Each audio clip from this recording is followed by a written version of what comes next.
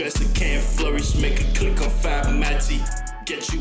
Most Nigerians have allowed cheating in marriage, saying all men cheat. What do you think? Oh my God, this question, oh my God.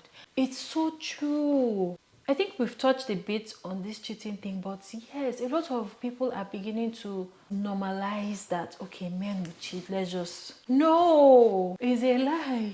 First of all, I don't believe that all men cheat, because cheating is a choice. Except you are saying that all men are animals, they don't have any self-control, they are unhinged. Everyone can control their actions. Cheating is an action, is a choice that anyone makes.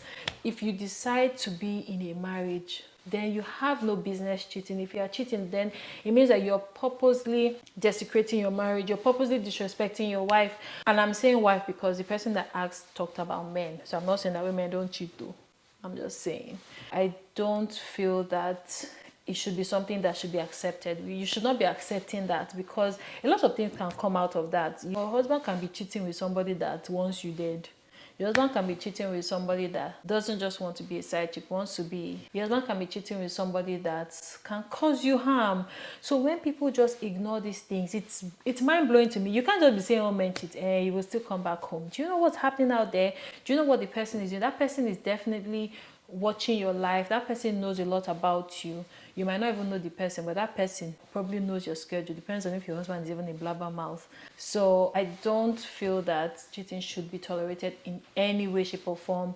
I don't believe that. And you need to stand your ground. This thing that they taught us then, you can actually decide not to take it. I think women should understand that it's very okay to not be in that situation, because it could be a dangerous situation.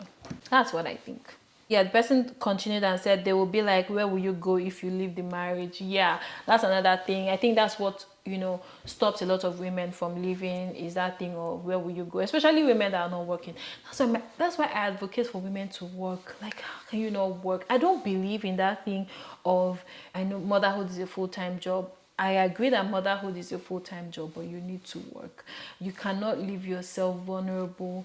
You don't know what the future holds. Your husband might be the sweetest person, but you do not know what the future holds. So you cannot leave yourself at the mercy of another human being. You need to be financially independent. Even if you're married, I cannot stress this enough. So that idea of where will you go? If you're financially independent, you're not going to be scared about that. Any advice or tips on how to prepare for exams while doing mom duties? Oh, book don't want to enter my head. I really, really understand you. It's hard to read. See, even I don't know how I can even start to study as I am, because there's just a lot going on. So I understand you perfectly, and it goes back to what I said about creating a schedule for yourself. Just create an alone time out. In the midst of the chaos, I know that you're doing a lot for your children. You're being a mom, you're being a wife, you're probably working. But in the midst of all that, create a time and say, okay, from this time to this time, I'm going to study. I'm telling you, it works. But if you're just trying to wing it, and anytime that time comes, that time will not come. Time will not come. Create a schedule for yourself. Just try to make sure that you have set things in motion, so that at that time you're really by yourself. You're alone with your thoughts. You don't have to be wondering. You don't have to think about things that you haven't done. Just create a time when you are able to just set that time for just your study alone. You're doing great. When I see moms juggling so many things, I understand. Like, I remember I've gone through so many struggles. Whew. Just thinking about even when my kids were really small and I had just moved here, life was tough. It was tough, just doing too many things at the same time, trying to do this, trying to do that. Oh, I understand you completely, but yeah, I hope my advice works for you. Well done. Talk about Japa and job opportunities for us in Nigeria. Okay, Japa.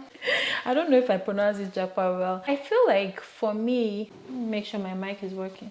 So I can talk about my experience, right? I moved from Nigeria to America. I currently live in America. Job opportunities here is the land of opportunities. The American dream. Does that ring a bell?